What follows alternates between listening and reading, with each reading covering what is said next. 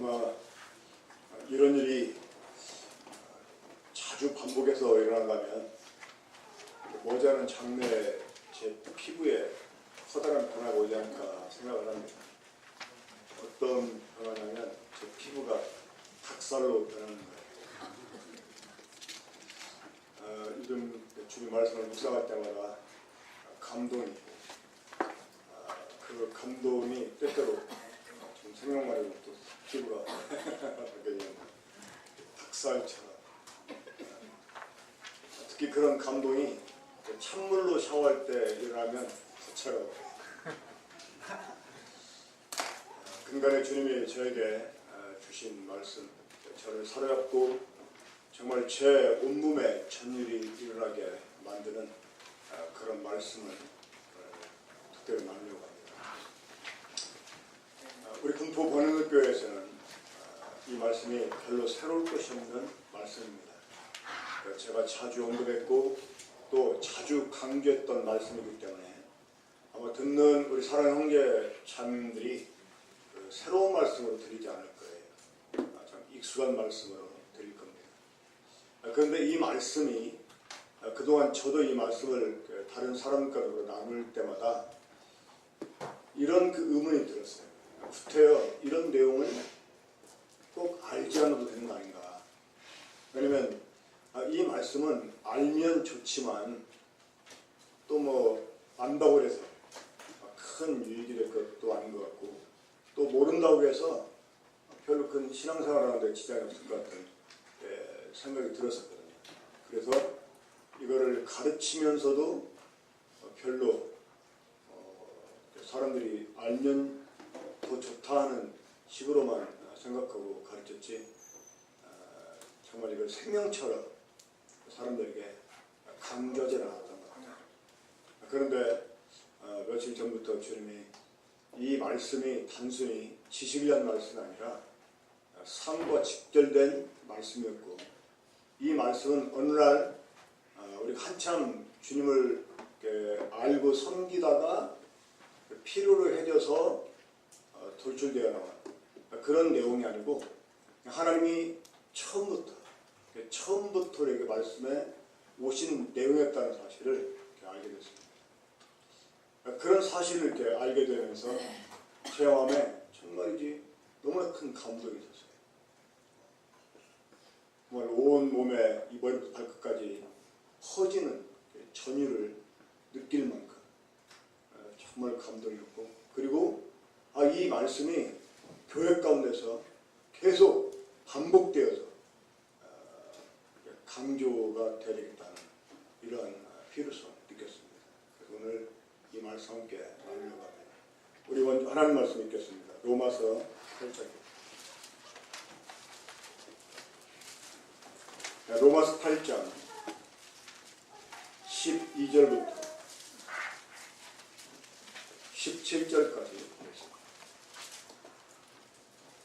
로마서 8장 12절부터 17절까지. 그러므로 형제들아 우리가 빚진 자로 돼 육신에 기져서 육신대로 살 것이 아니니라. 너희가 육신대로 살면 반드시 죽을 것이로되 영으로서 몸의 행실을 죽이면 살리니 우리 하나님의 영으로 인도함을 받는 사람은 곧 하나님의 아들이라. 너희는 다시 무소한 종의 영을 받지 아니하고 양자의 영을 받았으므로 우리가 아빠 아버지라 부르짖느니라. 성령이 친히 우리 영과 더불어 우리가 하나님의 자녀인 것을 증언하시나니 자녀이면 또한 상속자 곧 하나님의 상속자요 그리스도와 함께한 상속자니 우리가 그와 함께 영광을 받기 위하여 고난도 함께 받아야 할 것입니다. 이 로마서는 여러분들이 잘 아시는 대로 이 사도 바울이 쓴 서신서 가운데서 가장 논리적으로 쓰여진 서신이고 무엇보다 이 기독교의 가장 중요한 기본적인 교리를 다루는 그런 책으로서 그런 내용들이 정말 상당히 논리적으로 기록된 책입니다. 그래서 그렇다고도 할 수 있지만 이 로마서가 사실 가장 논리적으로 쓰인 데 반해서 여기 나와 있는 몇몇 단어와 용어들의 개념 때문에 이 로마서가 어렵게 지금도 취급되고 있습니다. 그런 개념들을 이해하면 로마서가 참 쉬운 책이 되는데 그런 개념들을 바르게 이해하지 못하면 이 로마서를 제대로 해석할 수가 없습니다. 자, 그 가운데 중요한 단어가 있습니다. 뭐냐면 영이라는 말입니다. 영. 그리고 육이라는 말입니다. 영, 육. 자, 그럼 영, 육. 우리가 여기에 하나 더 추가한다면 어떤 단어를 추가하면 좋을까요? 혼입니다. 혼. 왜 그럴까요? 자, 제가 지금 이렇게 영, 육, 혼 이렇게 말할 때 어떤 분들은 3분설 이걸 생각할 수 있겠습니다. 사람이 몇 분으로 되는가? 2분설인가? 3분설인가?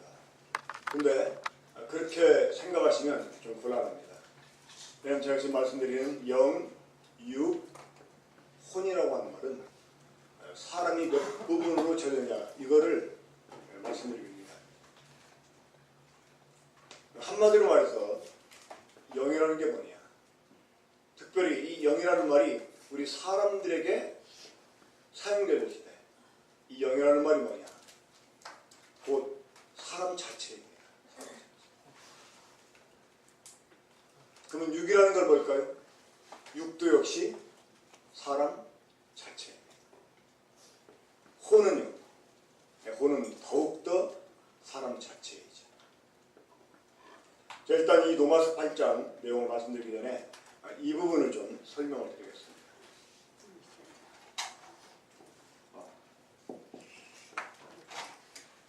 자, 우리 창세기 2장 7절을 보겠습니다.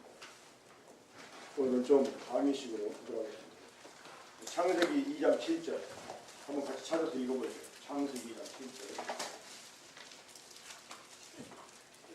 자, 하나님이 사람을 창조하실 때 두 가지 재료를 사용하십니다.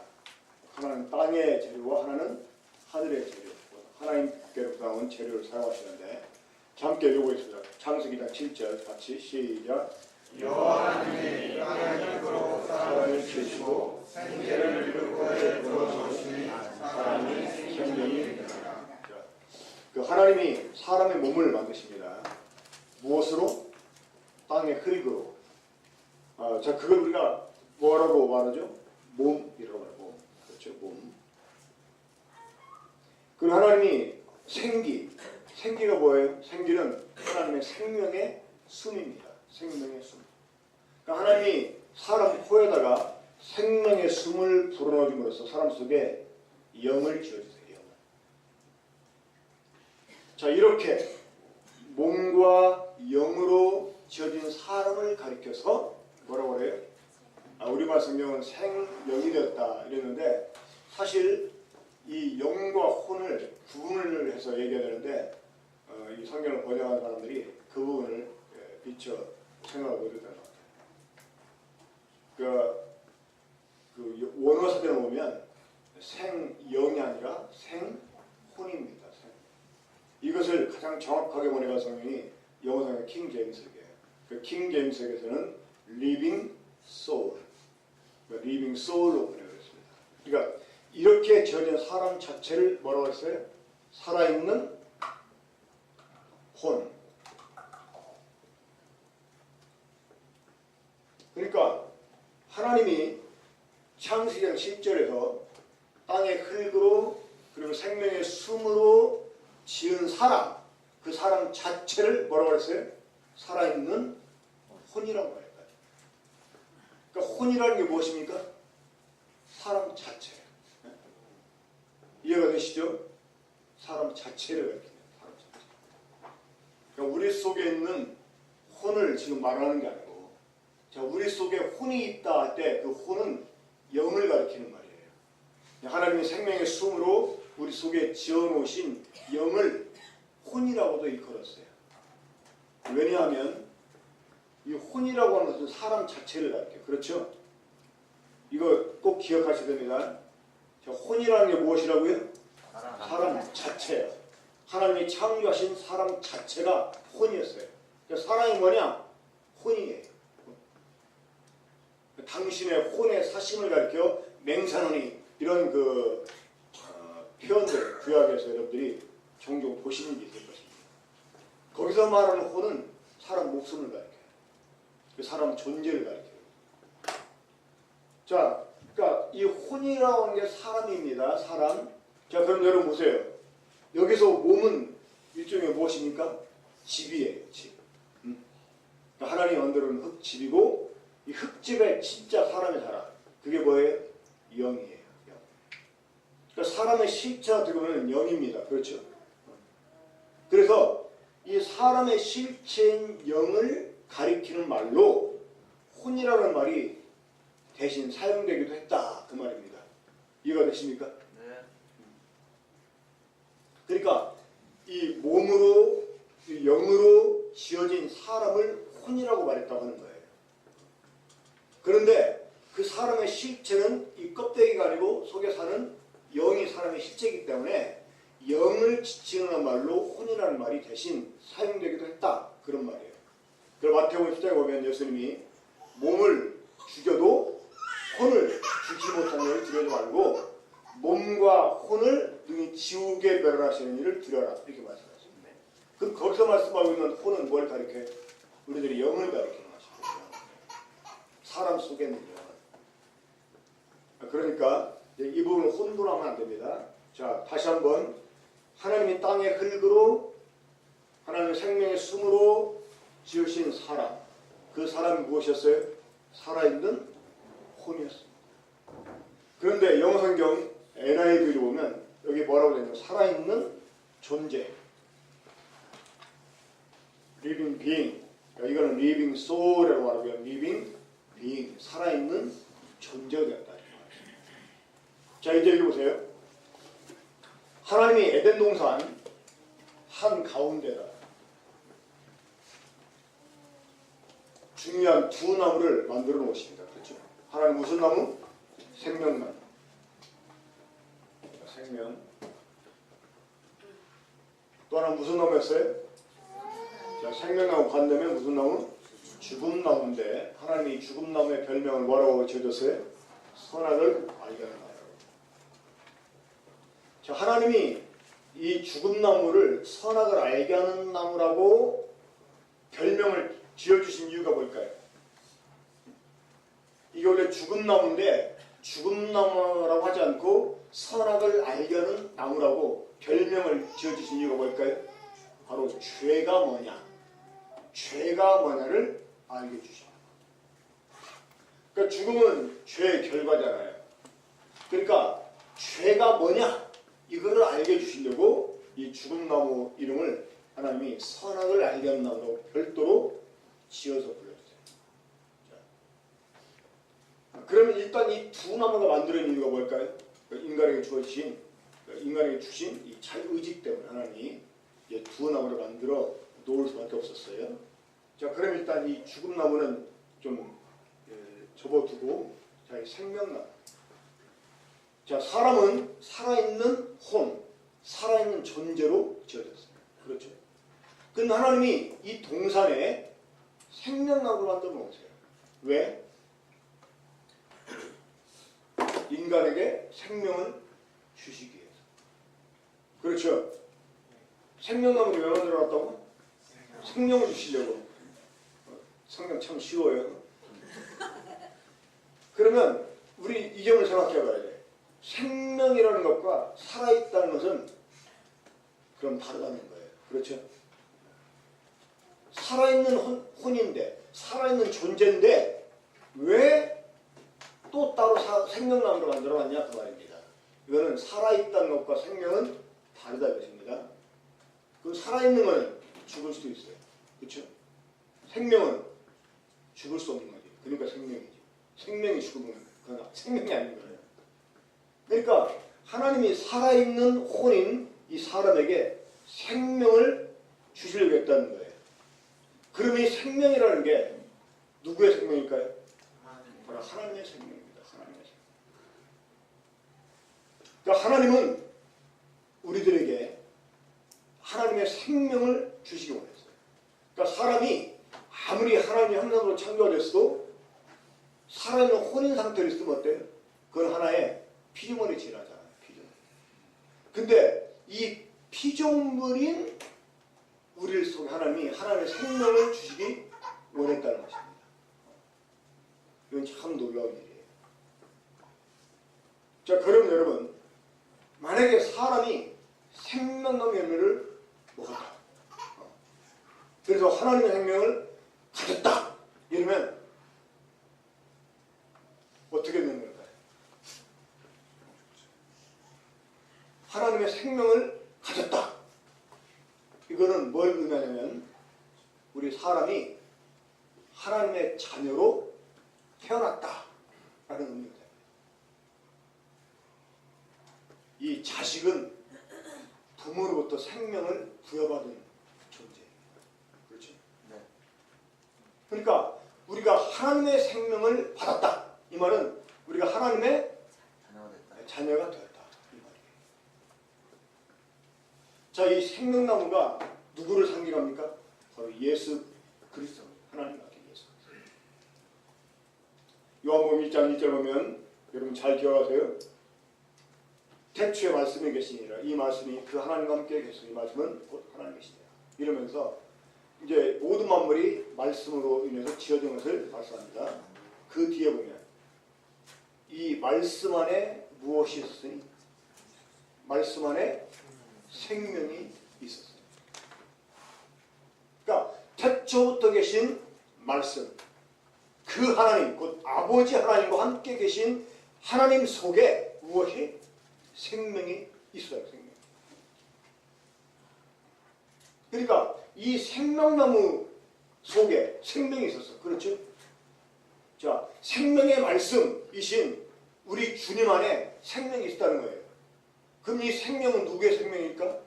하나님의 생명이에요. 요한복음 5장 26절 보면 우리 주님 이렇게 말씀하십니다. 아버지께서 자기 속에 생명이 있은 것 같이 이 생명을 아들에게도 주어 아들 안에 있게 했습니다. 그러니까 아들 안에 있는 생명은 원래 누구 안에 있는 생명이었어요? 아버지 안에 있는 생명. 그러니까 아버지 안에 있는 생명을 아들 안에 있게 했고 이 아들을 우리에게 주신 거예요. 그러니까 하나님이 에덴 동산 가운데 생명나무를 심어 놓으셨다. 이거는 하나님이 아들을 주셨다 이 말이에요. 그러니까 이 생명나무를 통해서 생명을 주시는 것처럼 하나님이 아들을 통해서 우리에게 생명을 주시는 거예요. 그럼 하나님의 아들이 우리에게 필요한 이유, 우리가 범죄했기 때문에? 아닙니다. 우리가 범죄하기 전부터 하나님의 아들은 우리에게 필요했어요. 왜? 하나님의 아들을 통해서 우리에게 생명을 주시니까. 우리가 하나님의 생명을 받으려면 누구한테 가야 돼? 아들한테 가야 돼. 내가 길이요 진리요 생명이니 나로 말미암지 않고는 아버지께 갈 수 없다. 이게요, 이 범죄한 죄인들에게만 해당되는 말씀이 아닙니다. 누구에게나 마찬가지. 이해가 되십니까? 그러니까 우리가 이 하나님의 생명을 받게 되면 어떻게 돼요? 하나님의 아들들이 되는 거죠. 하나님의 아들. 자, 그러면 이 하나님의 아들들이 된 사람을 가리켜서 성경은 뭐라고 말하느냐? 바로 영이다. 이렇게 말해요. 영이다. 뭐라고요? 영이다. 이 말씀이 어디 나옵니까? 요한복음 3장 6절에서 우리 주님이 육으로 한 것은 육이요 영으로 한 것은 영이다 했습니다.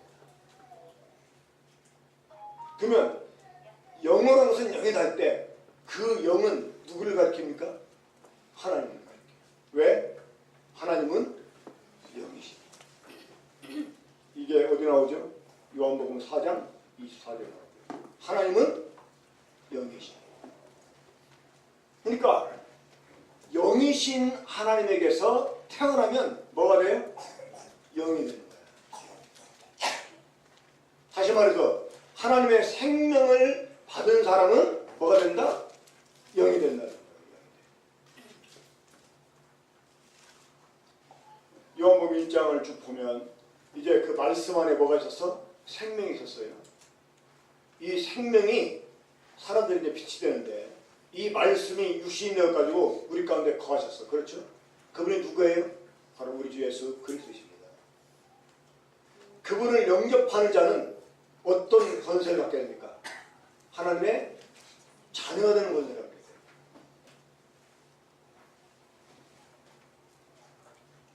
그러면서 그 13절에서 뭐라고 합니까?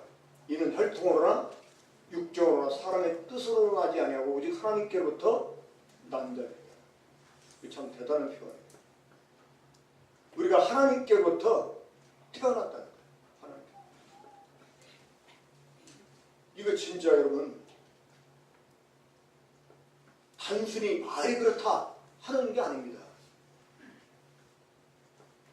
이 하나님의 아들 속에, 그 하나님 안에 계시다가 나오신 아들 속에 있는 아버지의 생명이 동일하게 우리 속에도 주어졌기 때문에 우리가 비록 하나님 아버지 속에 있다가 나오지 않았지만 하나님께로부터 태어난 것과 같다 이 말이에요. 지금 우리 속에 하나님의 생명이 있습니까 없습니까? 있어요. 이 생명은 하나님의 독생자 안에 있는 생명과 똑같은 생명이에요. 그래야 그래요. 그러니까 독생자가 아버지 안에 계시다 나온 것처럼 우리도 하나님께로부터 어떻게 됐다? 태어났다는 거예요. 태어났어요. 여러분 이게 바로 거듭나는 거죠. 그냥 이 거듭난다는 말은 인간 편에서 볼 때 거듭나는 거예요. 인간 편에서 볼 때. 왜? 일단 한번 태어났으니까. 하지만 이 거듭난다는 말은 사실 저도 지금 거듭이라는 표현을 썼지만 이게 원래 그 헬라 원어로 보면 아노덴이라는 말, 아노덴. 이 아노덴이라는 말은요, 위에서부터 나다 이런 뜻이에요. 위에서부터. 위에서 난다. 이게 무슨 의미예요? 하나님께로도 난다 그 말이에요. 자, 한 가지 물어봅시다. 저를 보세요. 야근하고 오신 분이 두 분이 있는데 야근하고 온 사람들은 눈이 초롱초롱 빛나는데 엉뚱한 사람들이 좋아요. 집에서 혼자 야근했나 봐. 자, 이 아노덴이라는 말은 그러니까 예수님이 니고데모한테 그러잖아요. 사람이 아노덴 하지 않으면 하는 나라를 볼 수 없다. 아노덴. 근데 이 말을 니고데모는 다시 태어나야 된다. 이 말로 알아들었어요. 그래서 사람이 늙으면 어떻게 다시 태어날 수 있습니까? 두 번째 영혼의 모태에 들어갔다 나오란 말이니까 라고 반문을 해요. 근데 예수님은 그렇게 말씀하지 않았어요. 육이라는 것은 육이고 영이라는 것은 영이다. 이러면서 7절에 뭐라고 말씀해요?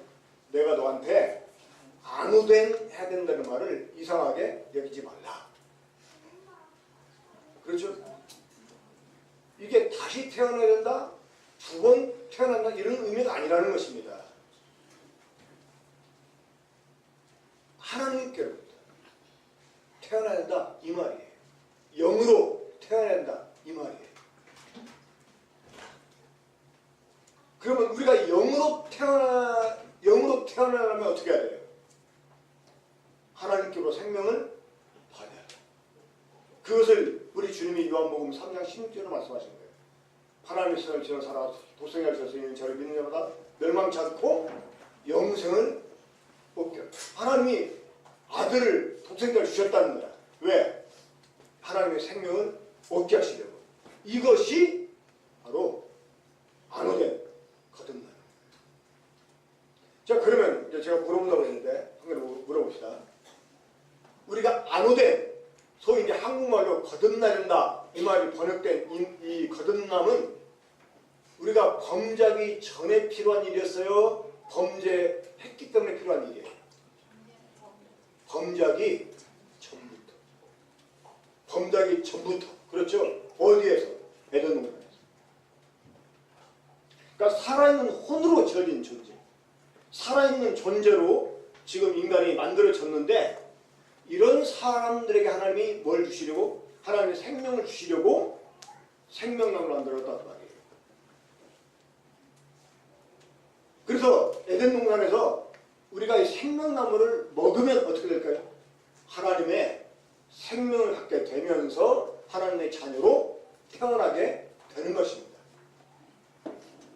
이렇게 하나님께로 태어난 사람을 가리켜서 뭐라고 한다? 영. 영이에요. 그럼 이제 우리가 영이다 할 때, 자 여러분, 영 하면 제일 먼저 뭐가 딱 떠오릅니까? 사람 속에 있는 영. 그렇죠? 아니면 어떤 눈에 보이지 않는 어떤 그 영적인 존재들, 이거 생각하지 않아요. 근데 하나님은 영이시다라고 할 때 이거는 눈에 보이지 않는 어떤 실체를 가리키는 말이 아닙니다. 하나님은 영이시다, 이 말을 이제 어떤 사람이 이렇게 해석합니다. 그래 하나님 보이지 않는다. 여러분 지금 우리가 영입니까 아닙니까? 영이에요 아니에요? 보여요 안 보여요? 안 보여? 로마서 8장 9절에 분명히 이렇게 말씀하고 있어요. 만일 너희 속에 하나님의 영이 거하시면 너희가 육에 있지 않냐고? 영에 있다. 이 말은 너희가 육이 아니라 영이다 이 말이에요. 자 여러분 지금 영입니까 아닙니까? 보여요 안 보여요? 보여요. 보이죠? 네? 그러니까 하나님 영이십니다. 그러니까 안 보입니다. 이 해석은 엉터리지. 이해가 됩니까? 이해가 안 되는 사람은 나중에 개인적으로 질문할게요. 그러니까 하나님은 영이시다 할 때 이 표현은 참 독특한 표현이에요. 그러니까 영이라고 하는 말은 하나님 자체를 가리키는 말이에요. 하나님의 어떤 존재 양식, 하나님의 어떤 존재 범위, 하나님의 어떤 그 정체성, 그러니까 오직 영이라고 하는 말은 사실 하나님께만 쓸 수 있는 말이에요. 하나님께만 쓸 수 있는 말. 천사도 어떻게 보면 영이죠. 마귀도 어떻게 보면 영이잖아요. 그렇죠. 하지만 그것들을 가리켜서 영이다 이렇게 말하잖아요. 영적 존재로 말하죠. 그 영이라고 지칭할 때도 있지만 하나님은 영이시다 할 때 그 의미와는 다르다 그 말입니다. 이제 여러분들 이걸 잘 아셔야 돼요. 이 로마서 1장 4절에서 우리 주님 가르쳐서 성결의 영으로는 이렇게 성결의 영으로는 주님의 부활하심으로 말미암아 하나님의 아들로 인정되셨다는 거예요. 그러니까 주님의 부활은 이 나사렛 예수가 하나님의 아들이었다, 이걸 보여주는 증거라는 거예요. 그런 면에서 예수님이 성결의 영이라는 거예요. 영. 그러면 이 부활한 예수님 봤어요 못 봤어요? 제자들이 봤죠. 그때 예수님은 영이었어. 그래서 생각했어요. 또 예수님 영이었어 이러니까 몸의 부활을 말하는 게 아니라 또 영적으로 부활했다 이걸 말하는 건가? 또 이렇게 생각하는 사람이 있는데 그건 정말 수준이 떨어지는 것이고, 그러니까 예수님 부활하신 예수님은 영이었어. 이거는 뭐야? 예수님 몸 안는 영을 가리키는 말이 아니잖아요. 그렇죠? 예수님 자체가 영이다 이 말이야. 하나님 자체가 영이고 예수님 자체가 영이고 우리 자체도 뭐다? 영이다. 그래 그냥 하나님은 영이다. 예수님 자체도 영이다. 여기까지는 얼굴들이 화냈는데 우리도 영이 자체도 영이다 이러니까 갑자기 의문이 확 생기니까 우리 영이에요. 다 같이 나는 영이다. 왜요? 영으로 났으니까. 우리 영에서 태어난 영이야. 이런 사람이 거듭난 사람이에요. 자, 영이라고 하는 이 의미를 우리 잘 알아야 됩니다. 그러니까 영인 내 속에 영이 있어. 그래 안 그래요? 영이신 하나님 안에 하나님 영이 있어. 그렇죠? 이거 헷갈리면 안 됩니다. 자, 그런데 이게 하나님의 원래 뜻이었는데 사람은 어떻게 했어요? 하나님이 먹지 말라는 이 죽음나무, 이 죄를 선택하게 됩니다. 자, 그래서 이 죄를 선택해서 사람이 뭐가 됐을까? 육이 된 거예요.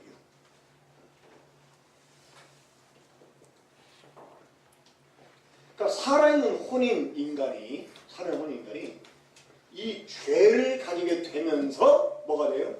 육이 되었어요. 우리말 성경에 육체, 육신 이렇게 번역되는데 그거 다 사실은 육을 가리켜요. 그러니까 원어나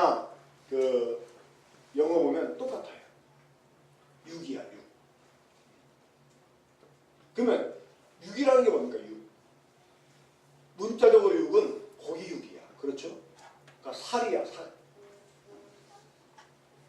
그럼 우리 몸이 살로만 돼 있어요? 물론 살이 좀 많은 사람도 있어요. 하지만 살로만 되지 않았잖아요. 뼈도 있고 털도 있고 또 우리 몸에 물도 있고. 그러니까 이거는 몸이라고 하지 육이라고 말하잖아요. 물론 이 앞뒤 부분에 보면 육이라는 말이 그 몸을 가리킬 때도 있어요. 하지만 거의 다 육이라고 하는 말은 몸을 가리키는 말이 아닙니다. 뭘 가리키는 것이냐? 두 가지 가리켜요. 첫째는 죄인. 그러니까 죄인들을 육이라고 해요. 그러니까 우리가 구원받기 전에는 무엇이었어요? 육이었어요. 또 하나 육이 가리키는 말이 있는데 뭐냐면 죄성. 그러니까 인간을 지배하는 죄성. 이거를 육이라고 해요. 그러니까 육에 속했다 하는 말은 죄에게 속했다 이 말입니다. 이 죄에게 지배를 받는 사람을 육이라고 해요. 그리고 그 죄인을 지배하는 죄를 또 육이라고 해요. 이해가 되죠? 그러니까 육이라고 하는 것도 뭡니까? 사람입니다. 타락한 죄인을 육이라고 해요. 이해가 되죠? 그러면 하나님의 생명을 가지고 거듭난 사람은 뭐다? 영이라. 자, 이제 이것을 여러분들이 기본적으로 딱 가지고 로마서 8장 보겠습니다.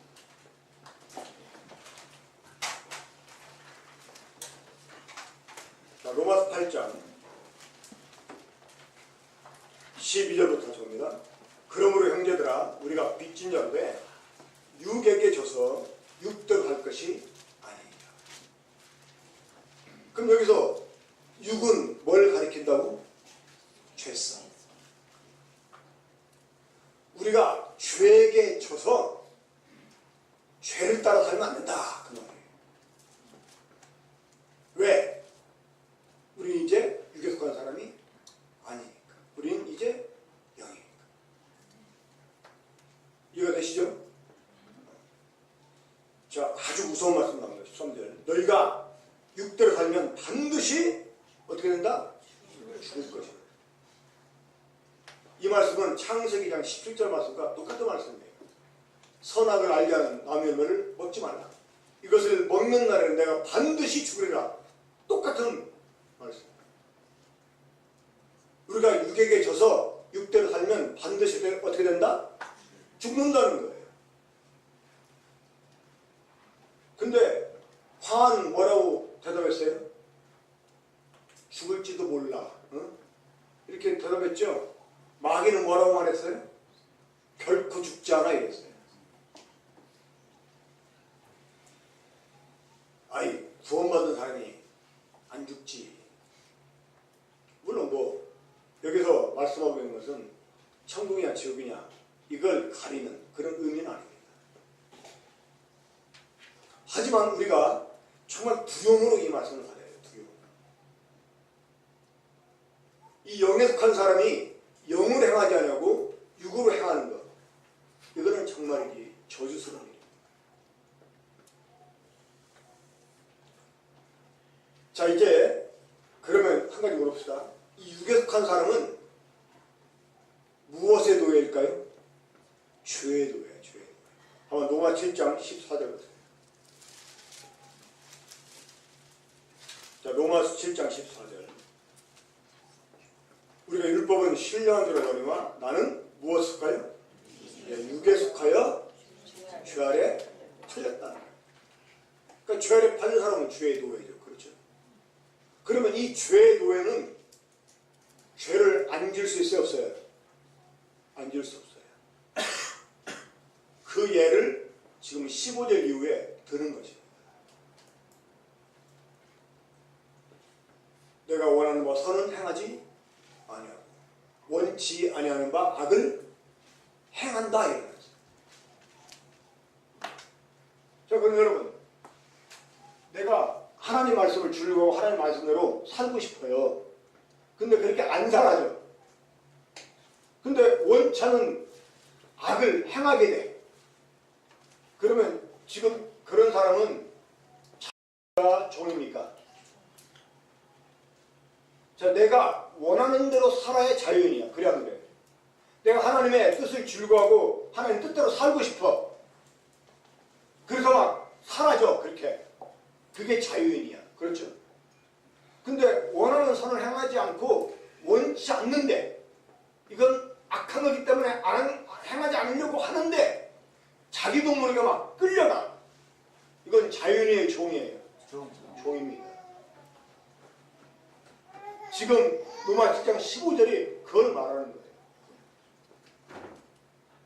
그러면서 사도 바울이 뭘 깨달아? 아, 일을 행하는 자가 내가 아니라 뭐다? 내 속에 있는 죄다. 내 속에 있는 죄가 행한다는 거예요. 자, 한번 여러분 잘 생각해 보세요. 내가 선을 행하려고 해. 근데 그렇게 한다고 행하지 않으려고는 악이 막 나를 통해 나와. 왜 그러지? 고민해. 내가 이게 좋아하는 게 아닌데, 내가 하려고 한 게 아닌데 왜 그러지? 하다가 깨달았어. 뭐를? 아, 이거를 행하는 게 내가 아니라 내 속에 있는 죄구나. 그럼 내 책임 아니에요? 이거 가지고요, 예수님을 다 구원했으니까 이제 예수님 믿는 사람은 정죄가 없다 이거야. 어떤 죄를 져도 죄인이라고 이제 막이치지 않는 그 말이에요. 그러니까 내가 죄를 행해도 그것 때문에 걱정하지 말라는 거야. 왜? 네가 행한 게 아니니까. 네가 행한 게 아니니까 네 책임 아니라 이거야. 예? 이 속에는 죄가 행하는 거지 네가 행한 게 아니잖아. 그러니까 네 책임 아니잖아. 그치? 그러니까 정죄는 없는 거야. 그래서 딱 이렇게 말해. 구원받은 사람은 죄를 안 지는다. 맞아요? 틀려요? 그 사람들 말에 의하면 맞아. 왜? 구원받은 사람이 진 게 아니고 그 사람 속에는 뭐가 진 거니까? 죄가 진 거니까 구원받은 사람은 죄를 안 진 게 아니야. 그럼 이렇게 말하는 사람은 뭐라고 반박해야 돼? 그렇지. 네가 진 게 아니지. 네 속에 거하는 죄가 진 거지. 그러니까 너는 뭐다?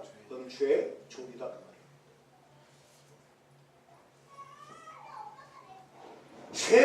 죄가 내 주인이 아니라면 죄를 우리가 거절할 수 있었어요. 거절할 수 있는 거예요. 그렇죠? 그러니까 죄를 짓는 자는 죄의 종이다. 로마 10장에서 말씀하고 있어요. 죄를 짓는 자마다 죄의 종이다 이랬어요.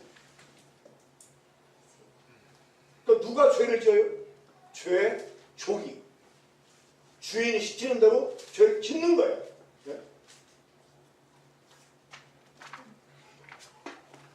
사도 바울이 결국은 뭐라고 고백합니까? 오라라는 곤고한 사람이로다.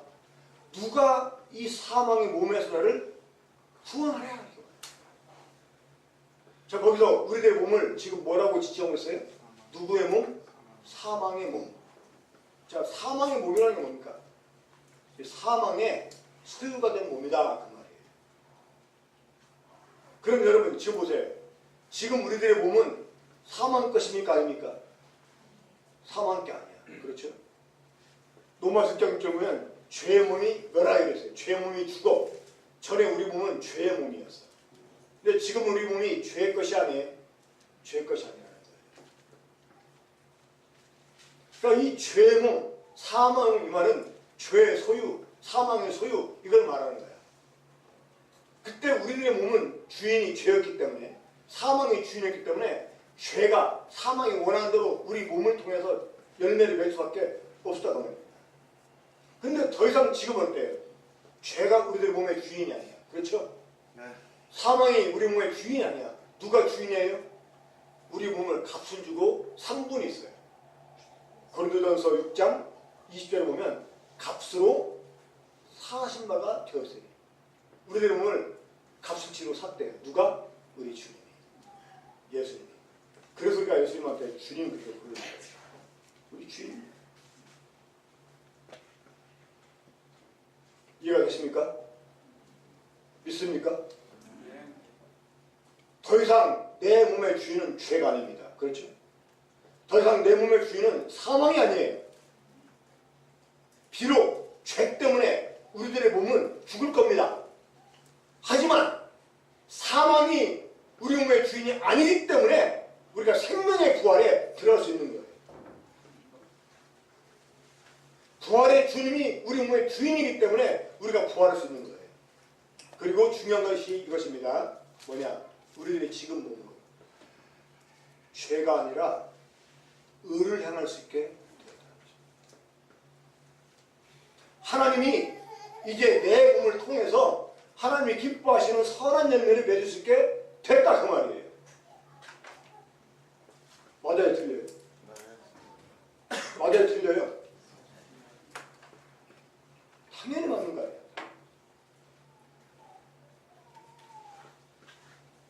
근데 표정들이 실제 삶에서 그렇게 안 되니까 사실 그런 겁니다.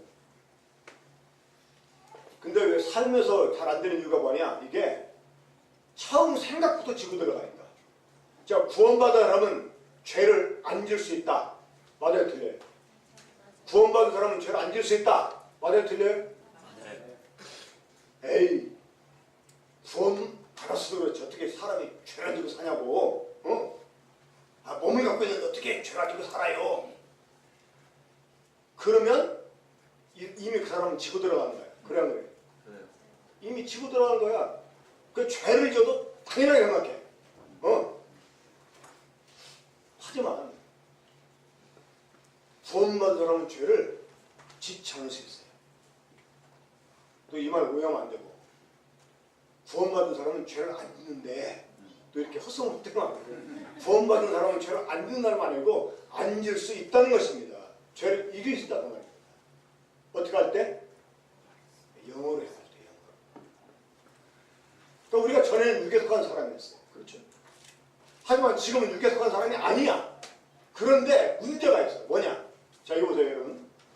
만약에 사람이 이 선악을 알려는 나무의 열매를 따먹기 전에 생명나무 열매를 먹었다. 그래서 여기 됐다. 이러면 참 우리가 선을 행하는 일에 아무런 그 갈등 없이, 아무런 그 걸림 없이 저절로 막 선이 막 행해졌을 거예요. 저절로. 그렇죠? 그래서 아닙니까? 근데 이 죄를 선택하는 남, 죄를 선택하는 육에 속해버렸어. 다 속된 말로 하면 배려버렸어. 그리고 원래 이 범죄하기 전에 그냥 순수한 사람이 혼했을 때 하나님의 생명이 주어져가지고 우리가 여기에 속한 사람이 됐다 이러면 하나님이 원하시는 그 열매들을 그냥 막 원하는 대로 맺으며 살 수 있었을 텐데, 육에 속한 상태로 전락해 버린 후에야 하나님의 생명을 속에 들어오면서 우리가 영에 속한 사람으로 이제 바뀌게 됐어요. 근데 문제가 뭐냐? 이 우리들의 몸이 지금은 주님 거지만 옛날에 누구 것이었어? 죄의 몸, 사망의 몸이어가지고 우리 몸의 생산 라인이 뭐를 생산하게 적합해졌어? 죄를 생산하게 적합해진 생산 라인 속에 주인이 바뀌어가지고 이제 우리 주님이 성령님이 오셔가지고 이 생산 라인을 지금 바꾸는 중이에요. 생산 라인을. 근데 이게 이 죄의 생산 라인이 딱 이미 돼 있어가지고 이 의를 생산해야 되는 가끔은 뭐야? 불량품이 많이 나와. 뭔 말인지 알아요? 이게 뭐 때문에? 근데 이 육이라고 하는 것이 없어진 게 아니고 우리 몸 안에 이 본성이 남아있어요. 근데 뭐야? 대신 주인은 아니라는 거야. 주인. 근데 육이 가끔 우리한테 와가지고요 사정을 해요. 아, 그래도 그렇지. 너하고 나 사이에 너 변해도 갑자기만은 안 되는 거야. 사람들이 미쳤다 그래. 적당히, 물론 변하지 말라는 게 아니라 그러면서 자꾸 그래가지고 한 번만야. 나 지금 굶어지게 생겼으니까 한 번만 이거 좀 생산 좀 해줄래? 이거 좀 찍어줘 이러면서 계속 이 육이, 그래서 거기에 그걸 쫓아 살면 그게 바로 육을 따라 사는 거예요. 이렇게 육을 쫓아 사는 거예요. 육신에게 저 사는 거예요. 뭔 말인지 알아요? 근데 전에는 우리가 거절할 수 있었다? 없었어. 왜? 우리 육에 지금은 우린 육에 속한 사람이 아니라. 근데 때로는 육이요 사정만 하는 게 아니야. 사정만 하는 게 아니고 이게 막 억울하다 이러면서 이게 원래 내 것이었는데 이러면서 이거 언제부터 의인됐다고 이러면서 막 이제 막 육이 우리한테 막 공격을 합니다. 그래서 육신에게 져서 육신을 하지 말라고 이렇게 싸우게 되는 거예요. 그래서 어떨 때는 싸움이 필요해요. 그때는 막 우리가 큰 소리 쳐야 돼요. 무슨 소리하고 있는 거냐? 너는 비록 옛날 주인이었지만 이제는 내 주인이 바뀌었고 너하고 나하고 상관이 없어. 이러면서 우리가 육하고 싸워야 돼요. 당장 꺼지라고. 근데 자꾸 그래 습관은 천천히 고쳐야 되면 천천히 고쳐가면 되지 이러면서 타협하게 되면 우리가 죄를 이겨낼 수 없다는 말이에요. 자 이제 중요한 거 하나 있습니다. 뭐예요? 창세기 4장. 창세기 4장입니다. 자 하나님이 처음부터 말씀하셨다고 했는데 이 창세기 4장에 보면 거기 중요한 두 사람이 나옵니다. 하나는 가인, 그리고 아벨. 자, 아담과 하와가 900년 넘게 살면서 얼마나 많은 자녀를 낳았겠습니까? 그렇죠? 어떤 목사가 그러더라고. 가인이 아벨을 죽인 것은 그 당시 세계 인구 4분의 1을 죽인 거래요. 저 옛날에 어렸을 때 그 말 들을 때는 그 말이 맞는 줄 알았어요. 근데 참 무식한 얘기예요. 이 아담과 하와한테요. 아들, 딸들이 엄청나게 많았어요. 가인과 아벨 오는 게 아니잖아요. 그래 안 그래요? 이 가인과 아벨 뺐으면 가인이 누가 오게요? 안 그렇잖아요. 그러니까 이 아담과 하와한테는 수많은 아들들, 딸들이 있었어요. 그런데 그들 가운데 하나님이 두 사람만 득장을 시킵니다. 왜? 우리한테 교훈을 주시기 위해서. 그러면 가인은 어떤 사람이냐? 아벨은 어떤 사람이냐? 자, 하나님이 범죄한 아담과 하와를 위해서 가죽옷을 통해 그들을 구원해 주십니다. 그렇죠? 이 가죽옷은 대속을 상징하잖아요. 대속. 마땅히 죽어야 그들의 죄를 어린 양이 짊어지고 그들 대신 죽어줌으로 그들의 모든 죄값을 갚아주고 자기를 대신해 죽어준 양의 이제 가죽 속에서 살아가는 거예요. 그들은. 그 어린 양 속에서 살아가는 거예요. 자, 이것을 가인과 아벨도 알았어요. 그렇죠? 그래서 아벨은 이제 그것을 위해서 살았어요. 그것을. 그러니까 이 아벨은 이제 양을 치는 사람이었다. 이렇게 말하잖아요. 이 양을 쳤다는 것이 오늘 우리가 생각하는 이런 그 직업을 말하는 게 아닙니다. 직업. 우리 이영명 여러분 직업이 무엇이에요? 개인 택시. 우리 다 직업이 갖고 있잖아요. 자, 가인은 뭐 하는 사람이었어요? 농사하는 자였어요. 농사한다는 게 어떤 일 하는 것입니까? 먹고 사는 일이에요. 그러니까 개인 택시도 농사짓는 일이에요. 그렇죠? 우리 김수명이는 직업이 뭐예요? 회사하다는 거죠.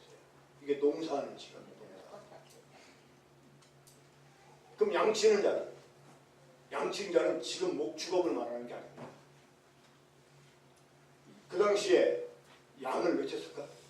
양 고기 먹어서 안 먹었어요? 안 먹었잖아요. 양 전 먹었을까요? 양 털로 실을 짰을까요? 아니에요. 그 당시 양이 소용되는 데는 딱 한 군데였어. 어떤 데? 하나님께 제사를 지내는. 그러니까 아벨은 양치는 자였다 이 표현이 먹고 살기 위한 직업을 가졌다 이 얘기가 아닙니다. 자, 여러분 가인과 아벨이 별도로 하나님께 제사를 지내잖아요. 이것은 그들이 부모로부터 독립했다는 거예요. 가정을 이뤘다는 말입니다. 이제 그들이 가장이 됐다는 말이에요. 그러면 그 가장으로서 가족을 부양하기 위해서 농사를 져야 돼. 아벨은 농사 졌을까 안 졌을까?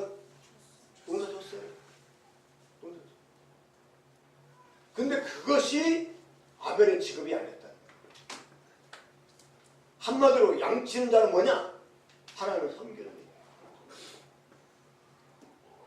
하나님 섬기는 거예요. 그러니까 먹고 사는 일을 위해서 아벨도 일을 했지만 그러나 그것이 아벨의 직업이 아니고 오늘날 먹고 사는 문제 앞에 얼마나 많은 사람들이 불보라. 하지만 그것이 아벨의 삶이 아니었다.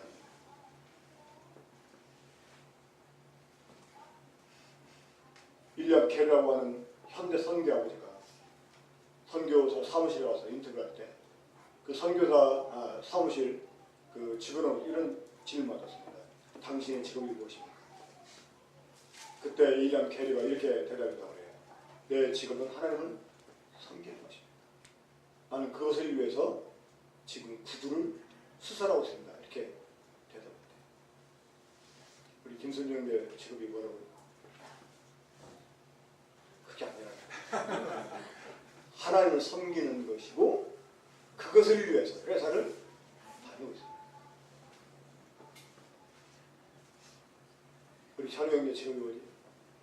하나님을 그것을 위해서 공부하고 지금 공부하고 있습니다. 그러니까 이 아벨은 비록 이제 육에 속한 부모를 통해 육에 속한 사람이 되었었죠. 어린 양의 대속을 통해서 이제 하나님의 구원을 받아요. 그는 영으로만 삶을 살았다. 하지만 가인은 그렇지 않았어요. 가인은 육에 속한 사람의 표본일 뿐만 아니라 육에 속한 삶을 살았다. 이 선악이라는 죄가 주장하는 대로 자기를 위해 산 이런 사람이 되었어요. 그러니까 우리가 영을 쫓아가느냐 육을 쫓아가느냐 이게 이 가인과 아벨의 삶에서 극명하게 드러나겠다. 히브리서 12장에 보면 아벨이 드린 제사를 가리켜서 아벨은 믿음으로 더 나은 제사를 드렸다. 이렇게 말했습니다. 그러니까 우리가 똑같이 하나님의 생명으로 영에 속한 사람으로 태어난 사람들이 되었죠. 그 이후에 우리가 육을 쫓아 사느냐 영을 쫓아 사느냐 여기에 따라서 우리의 삶이 나중에 또 극명하게 달라지게 됩니다. 이 하나님 나라를 유업으로 얻는 것과 얻지 못하는 것에 대한 차이를 우리 정말 두려움으로 알아야 돼요. 물론 한번 구원받은 사람은 그 구원이 취소되지 않아요. 이 천국이 취소되지는 않습니다. 하지만 우리가 하나님 나라에 들어가서 받게 될 영광과 아니면 부끄러움, 구원을 받는 그 차이는 지금 우리의 생각으로 상상할 수 없는 차이일 것 같습니다. 사도 바울은 그가 고난을 참는 이유에 대해서 이렇게 말씀합니다. 성도들이 얻은 구원을 영원한 영광과 함께 얻게 합니다. 그러니까 단순히 하는 구원이 있고 영광과 함께 얻는 구원이 있는데 그 차이가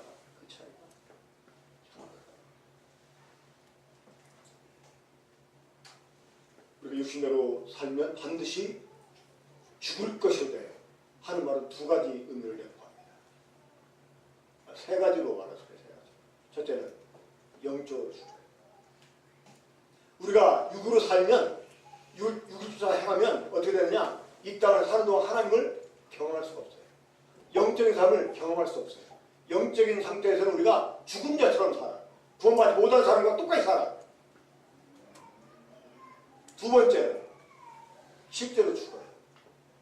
하나님이 선한 간증을 갖지 못하는 성도들은요, 실제로 죽게 할 때가 있습니다. 정말이에요. 저 그런 사람 많이 봤어요. 그러니까 주님을 위해 살려고 뭔가 하나님 나라에 합당하게 변화시키게 하려고 기회를 줬는데, 그래도 구원받고 나서 안 들어가고 이 땅에 남겨뒀는데 이것과 반대가 되는 삶을 살자는 그러면 너 이렇게 살다 보면 너한테 손해겠다. 그 하나님이 데려가죠. 이게 죽인다.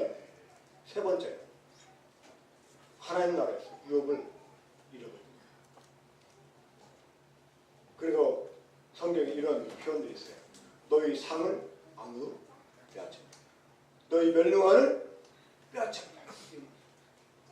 뺏길 수 있다는 거예요. 어디 갈 때? 육을 해요. 자, 이 영이라고 하는 의미, 혼이라고 하는 의미, 그리고 육이라는 의미, 여러분 잘 기억해 주십시오. 원래 우리는 처음에 뭘로? 사람이 혼으로 되었어요. 그렇죠. 근데 범죄함으로 어떻게 됐어요? 육이 되었어요. 이거 어디 나오죠? 창세기 6장 3절. 처음으로 사람을 가리켜서 육이라고 하는 표현이 창세기 6장 3절에 나와요. 거기 보면 이런 표현이 있어요. 그들이 그 다음 우리 성경은 그들이 육신이 되니라 이렇게 번역됐는데 옛날 성경 보면 난해주가 있어요. 난해주 어떤 표현하면 그들이 육체임으로 범가합니다. 그러니까 하나님이 서로 말 나오는 얘기를 찾아봅시다. 시간이 좀 지났지만 창세기 6장 3절. 창세기 6장 3절. 자, 창세기 6장 3절 함께 읽겠습니다. 시작. 여호와께서 이르시되 나의 영이 영원히 사람까지 내리니 이는 그들이 육신이 되리라. 그러나 그들은 이 지금 여기 우리만 지금 새로 개혁 개정에는 이 난해주가 안 나오는데 옛날에 개혁 성경은 난해주가 나왔어요. 난해주에 뭐라고 하냐면 이는 그들이 육체임으로 범고하리라. 그 하나님의 영이 영원히 사람과 깨닫지 않겠다. 이 표현을 영어 성경 찾아보면 어떻게 되냐면 하나님의 영이 사람과 더불어 싸우지 않겠다. 다투지 않겠다. 이렇게 표현해요. 다투지 않겠다. 우리 다혜 자매? 은우 이름 거저지 은우. 그리고 은우 엄마하고 다툰 일 많어? 없어? 많아요. 우리 그럼 엄마 지금도 다투나요? 지금도 다투요? 포기 안 해요? 포기 안 해서? 자, 어떤 때 포기하죠? 할 때도 안 되는데 지금 이게 이 표현이에요. 하나님이 창세기장 3절에서 우리 이선자매하고 정령하고도 그런 일이 많이 있을 것 같습니다. 그러니까 하나님이 그래요. 내 영이 사람과 더 이상 다투지 않겠다. 왜? 해대도 안 돼. 이는 그들이 육체임으로 뭐함이라? 범죄함이라. 그러니까 인간은 이제 육에 속해 있었기 때문에 아무리 하나님의 성령이 말리고 말려도 범죄를 할 수밖에 없다. 이게 지금 이 표현입니다. 그러니까 육에 속한 사람은 하나님을 기쁘시게 할 수 있다 없다? 없다는 거예요. 육신을 쫓는 육의 일을 생각한다 이랬잖아요. 하나님 기쁘시게 할 수가 없어요. 육에 속한 사람. 그러니까 하나님의 법을 알고 즐거워해도 그 법을 행할 능력이 없다 이 말이에요. 왜? 죄 아래 팔려버렸다. 그 하나님이 성령으로 말려도 안 되는 거야. 아니 성령으로 말려도. 그러면 이 말을 여러분 뒤집어서 자 영에 속한 사람은 의를 행할 수밖에 없다. 말이 돼야 안 돼요? 말이 되죠? 응? 그러니까 그 창세기장 3절 말씀처럼 이는 그들이 육임으로 범죄하더라. 이 말처럼 이는 그들이 영임으로 선을 행하더라. 말이 돼야 안 돼요? 이제 우리는 영임으로 선을 행할 수 있더라. 말이 돼야 안 돼요? 자신있게 말이 됩니까 안 됩니까? 네. 믿습니까? 네. 이미 이거 믿고 들어가야 우리가 이길 수 있어요. 그런데도 선을 행하지 못하더라. 왜? 육에게 지니까. 싸우지 않으니까. 그러니까 이제 영에 속한 사람이 범죄하는 어쩔 수 없이 범죄하는 게 아닙니다. 왜 범죄하는 거야? 안 싸우니까 범죄. 믿음으로 안 사니까. 주님을 따라 안 사니까 범죄하는 거예요. 핑계할 수가 없어요. 이제 핑계할 수가 없어. 육임으로 범죄함이라 이 말처럼 영임으로 선을 행하니라. 영임으로 의를 행하니라. 이렇게. 근데 한 가지 우리가 기억해서 사실입니다. 뭐냐? 이것만 말씀드리고 마칠게요. 이 죄는 강제, 우리가 강압적으로 우리를 제압시킵니다. 컨트롤합니다. 죄. 근데 의인은 우리의 주인이 되지만 우리를 어거지로 따르게 하잖아요. 인격적으로 우리가 그것을 선택해서 따라오게 만들어요. 이 차이가 있어요. 그러니까 죄인들은 의를 행할 수가 없어. 왜? 죄가 확 지배하니까. 강제적으로. 근데 영에 속한 사람은 영에 속한 무조건 의만 행하는 게 아니냐. 예? 왜? 의가 우리를 강제로 끌어가지 않거든요. 그래서 자 성령님이 그 로마서 8장 10절 보면 성령님이 어떤 일을 하시냐면 우리 영과 더불어 우리가 하나님의 자리인 것을 증거하신다고 해요. 자 우리 그림 한번 그려봅시다. 성령님이 정확히 어디 계실까요? 우리 몸 안에 있어요. 우리 마음 안에 있다 그렇게 사람들이 흔히 생각하는데 우리 마음 안에 있는 게 아니라 몸 안에 있어요. 몸 안에. 이 귀신들도 들어가면 사람 몸 안에 들어갑니다. 사람 마음속에 들어가는 게 아니라 사람 몸 안에 들어가요. 자 우리들의 몸은 뭐예요? 우리 영이 살고 있는 집입니다. 이 집에 성령이 오셔가지고 우리 영과 더불어 사세요. 그러면서 우리 영에게 속삭여 주세요. 자 성령을 보혜사라고 말하잖아요. 보혜사. 이 보혜사라는 말이 영어로는 카운셀러인데 이게 그 헬라어로 보면 파라크레토스의 파라크레토스라는 말이 뭐냐면 곁에서 속삭이라는 것이에요. 그러니까 성령이 우리 영과 더불어서 우리가 하나님의 자녀의 증거를 주시면서 자꾸 속삭여요. 하나님의 자녀야. 너 이제 영에 속하는 사람이야. 너 그러니까 이제 이렇게 의를 행해야 돼. 너 행할 수 있어. 이거는 너 과거 육에 속했을 때 했던 짓이잖아. 이런 습관 버려야지. 하고 성령님이 계속 우리에게 속삭이고 있어요. 옛날에 죄는 속삭이는 게 아니야. 카운셀러라고 하는 거야? 명령자야. 명령자. 죄를 쳐! 바로 와! 그래가지고 죄를 지켜면 안 되는데. 근데 성령님은 차라리 막 그래버리면 우리가 편할 텐데 응? 그게 안 된다는 거야. 인격적으로 속삭이듯이 너 이렇게 되지 않겠냐. 너 지금 뭐 하는 거지? 너 이제 옛날 사람 아니잖아. 응? 하나님의 자녀야. 이걸 자꾸 속삭여 주면서 우리에게 의를 향하게 만들어 주신다.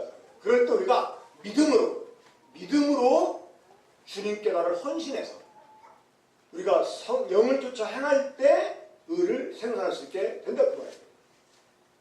이것을 위해서 우리가 우리 몸 안에 남은 이 죄의 세력 육과 더불어 싸워야 됩니다. 그것이 아벨의 삶이었다는 것입니다. 그러나 가인은 어떻게 살았어요? 주에게 지루하였습니다. 자 마지막으로 그 기도만 찾아봅시다. 창세기 4장 7절입니다. 창세기 4장 7절 함께 읽습니다. 시작. 내가 선을 하면 어찌 주지 못하겠느냐. 선을 행하지 않으면 죄가 문에 엎드려 있느니라. 죄가 너를 원하나 너는 죄를 다스릴지라. 죄가 어디에 있어요? 문에 엎드려 있다는 거예요. 죄가 지금 우리 문에 엎드려 있다는 거예요. 왜? 우리를 삼키고 싶어가지고. 그러니까 죄가 우리를 삼키려고 하는 욕망을, 여기 죄가 너를 원하나 이 말은요, 죄가 우리를 삼키려고 욕망을 가지고 있다는 거예요. 하지만 우리는 어떻게 해야 돼요? 죄를 다스려야 돼요. 죄를 다스려야 돼요. 전에 우리는 이걸 다스릴 수 없었어요. 왜? 그것에 종이었기 때문에. 하지만 이제 우리는 영역한 사람이에요. 죄를 이길 수 있어요. 그래서 우리가 이 육에 계셔서 육신대로 할 것입니다. 영으로서 오행시를 죽이면서 우리가 하나님을 쫓아 살게 됩니다. 훗날 주님 우리에게 영원한 영광을 주실 것입니다. 그 영광은 정말 죽기 비교할 수 없어요. 우리 상상을 초월하는 그런 영광을 줄 것입니다. 이 영광을 우리가 만약에 잃어버렸다 그러면 슬프면서 일을 갈 거예요. 생각해 보세요. 세상에 돈 투자해가지고 실패해도 사람들이 막 얼마나 후회하고 그때다가 막 더 알아봐야 되는데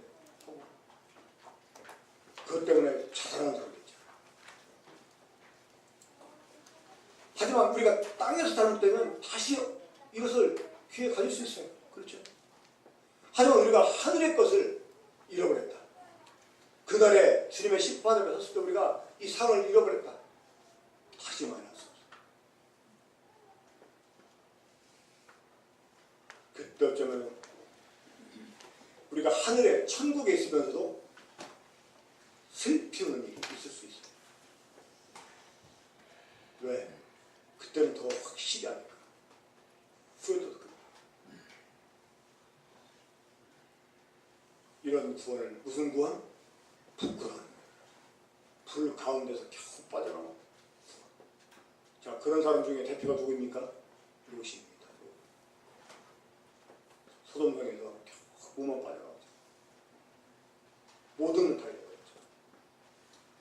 우리 영을 좋지 않은 이런 사람에 대해서 그날 주님 앞에 잘 칭찬받고 함께 영광에 참여하는